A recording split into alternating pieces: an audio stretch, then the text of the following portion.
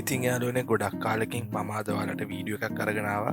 මම අද අරගෙන ආවේ 2024 අවුරුද්දේ රිලීස් වුණ රොමෑන්ස් කියන කැටගරි එකට අයත් වෙන කොරියානු ටීවී සීරීස් 4ක් ගැන කෙටියෙන් කියන්න. දැන්ටමත් බලලා තියෙන කට්ටියත් ඇති. තාමත් බලන්න බැරි වෙච්ච කට්ටිය ඉන්නවා නම් මේ වීඩියෝ එක සම්පූර්ණයෙන් බලපුවාම ඔයාලට අදහසක් ගන්න පුළුවන්. වැඩි කතා නැතුව අපි යමු පළවෙනි ඩ්‍රාමා එක මොකක්ද කියලා බලන්න. මම තෝරගත්ත ඩ්‍රාමා 4 අතරින් පළවෙනි තැන ගන්නේ ලව්ලි රණ කියන ඩ්‍රාමා එක. මේ ඩ්‍රාමා එක කොමඩි, රොමෑන්ස්, ෆැන්ටසි කියන කැටගරි තුනටම අයත් වෙනවා. IMDb යගේ 10න් 8.6ක් අරගෙන තියෙනවා. එක එපිසෝඩ් එකක ඩියුරේෂන් එක පැයක් වගේ තමයි තියෙන්නේ. ඒ වගේම එපිසෝඩ් 16ක් ඇතුළත් වෙනවා. කතාව පැත්තට යනවා නම් කතාවේ ප්‍රධාන නළුවා තමයි රියු සංජේ.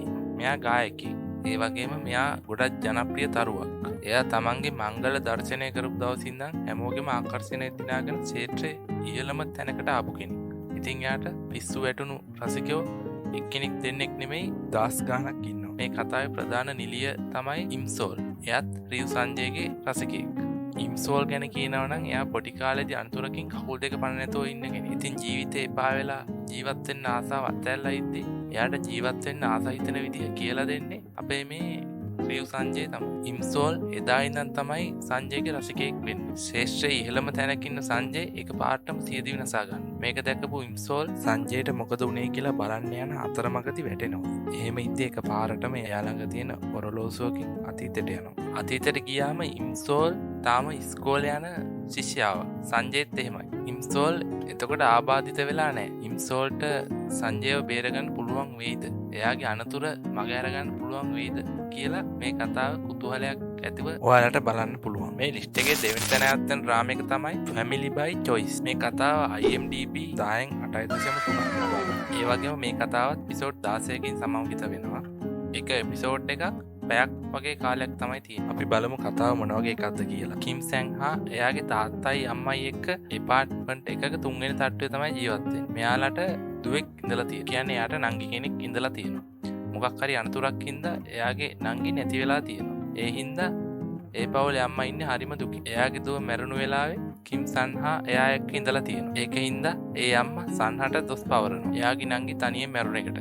එයාලට පහළ තට්ටුවේ ඉන්නවා ජූවොන්. සන්හා ජූවොන් එක්ක hina වෙලා කාලා බීලා සෙල්ලම් කරන එක සන්හගේ අම්මට දරා ගන්න බැරි වෙනවා. එයාගේ අම්මා ඒ පවුල දාලා යනවා. ජූවොන් ජීවත් වෙන්නේ එයාගේ තාත්තත් එක්ක. ජූවොන්ගේ අම්මත් පොඩි කාලේදී මැරෙන නිසා එයාගේ තාත්තා තමයි එයාව තනියම හදාගෙන තියෙන්නේ. ජූවොන්ට අයියා කෙනෙක් ඕන හින්දා ජූවොන්ගේ තාත්තා ආයේ කසාදයක් කරගන්න ලෑස්ති වෙනවා. ඒ බේහියොන් සොන්ගේ අම්මත් එක්ක.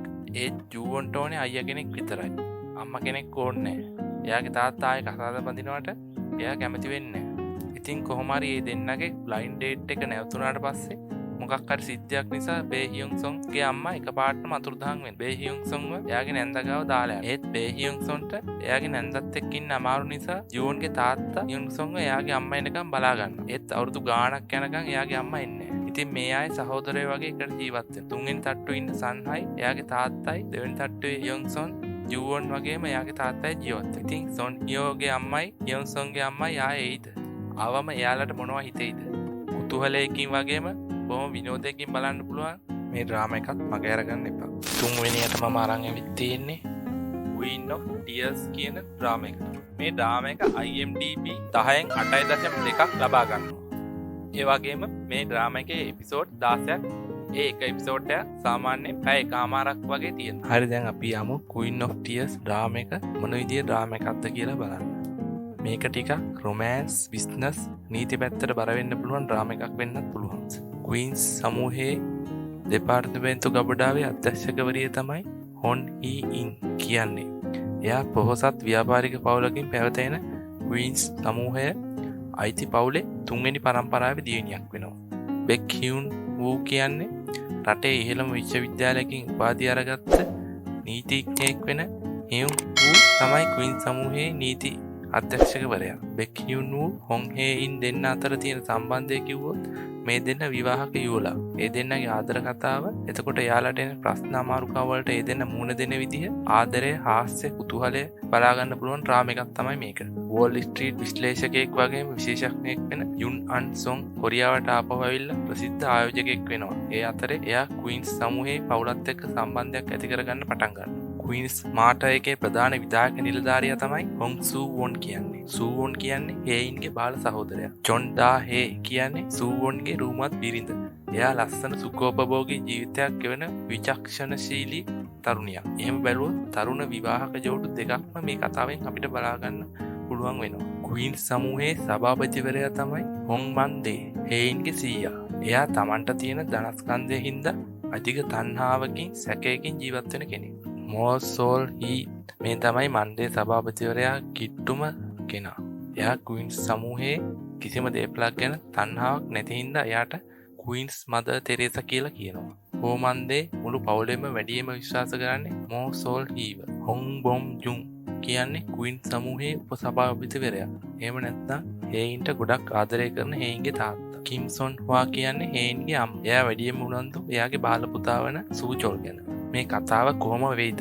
කතාවේ චරිත මේ විදිහටම ඉඳීද? සුදු චරිත කළු වෙයිද? කළු චරිත සුදු වෙයිද? රොම්කොම් කැටගරිය එකටම විතරක් මේක අයිති වෙයිද? ත්‍රිලර් ගතියක් තියෙයිද? කුතුහලයකින් ඔයාලට මේක බලන්න පුළුවන්. අවසාන වශයෙන් මම ඔයාලට අරගෙන ආවේ Love Next Door කියන කොරියන් ඩ්‍රාමා එක. මේක IMDb 10න් 7.7ක් අරගෙන තියෙනවා. ඒ වගේම මේකත් එපිසෝඩ් 16කින් සමන්විත වෙනවා වගේම කොමඩි රොමෑන්ස් කියන කැටගරි වලට අයත් වෙනවා. කතාව ගැන කියනවා නම් චෝයි සොන් හියු කියන්නේ කොරියාවේ වඩාත්ම කැපිපෙනෙන තරුණ ගෘහ නිර්මාණ ශිල්පියෙක්. එයා ගෘහ නිර්මාණ ශිල්පයට අදාළ ආයතනයක් පවත්වාගෙන යනවා. එයා දක්ෂ ගෘහ නිර්මාණ ශිල්පියෙක් වුණත් චෝයි සොන් හුට ඔහුගේ ජීවිතේ මකලා දාන්න ඕනේ කරන අවස්ථා ඕන තරම් තියෙනවා. ඒ අවස්ථාවලට බේසෙක්රියෝගේ සම්බන්ධයක් තියෙනවා. එයාගේ වයස අවුරුදු 4දී ඒ දෙන්නගේ අම්මලා යාළුවෝ වෙනවා. චෝයි සොන් හියෝ වගේම බේසෙක්රියෝ දෙන්න ගොඩක් වෙලාවට කාලය ගත කළේ එකට. චෝයි සොන් හියෝට සෙක්රියෝ එකට කාන්තා නාන කාමරයක නාන්නත් වෙනවා. කාලයගේ අවෑමෙන් මේ දෙන්න වැඩිහිටියෝ වෙනවා. බේසෙක්රියෝගේ ජීවිතය සුමටව ගත වෙලා යනවා. ඉස්කෝලේ යනකොට එයා අන්තියේ ඉහළම තැන ලබා ගන්නවා. එයා කරන දේවල් උද්‍යෝගයෙන් ජව සම්පන්නව කරනවා. විශ්වවිද්‍යාලයේ උපාධිය ගත්තට පස්සේ ලොකු සමාගමක රැකියාවකට යනවා. ව්‍යාපෘති කළමනාකරුවෙක් විදියට බෙහෙත මහන්සියලා වැඩ කරත් මොකද්දෝ හේතුවකට එයාට රස්සාවෙන් අයින් වෙන්න සිද්ධ වෙනවා. රස්සාවක් නැති සෙක්‍රියෝට එතනින් පස්සේ තමයි පොඩි කාලේ ඉඳන් දන්න එයාගේ අම්මගේ යාළුවා චෝයි සංකියෝ මුණ ගැහෙන්නේ. ඉතින් මේ කතාවත් ගොඩක් කුතුහලයෙන් වගේම විනෝදයෙන් බලන්න පුළුවන් කතාවක්. ඔයාලා කැමති නම් මේ කතාවත් ඔයාලට බලන්න පුළුවන්. මේ වීඩියෝ එක අන්තිම වෙනකම් බලපු ඔයාලට ගොඩක් ස්තුතියි. මම හිතනවා ඔයාලට අදහසක් ගන්න පුළුවන් වෙන්න ඇති කියලා මම කියපු ඩ්‍රාමා 4 ගැන. ඉස්සරහටත් මේ වගේ ලස්සන ඩ්‍රාමා ගැන දැනගන්න කැමති නම් මගේ channel එක subscribe කරලා තියාගන්න. තවත් මේ වගේ ලස්සන ඩ්‍රාමා ගැන මම ඔයාලට විස්තර අරන් එන්න. ඉතින් එහෙනම් අදට මම නවතින්නම්. ඔයාලා සතුටින් පරිස්සමෙන් ඉන්න. මම සජිත් එන් කුමාර්.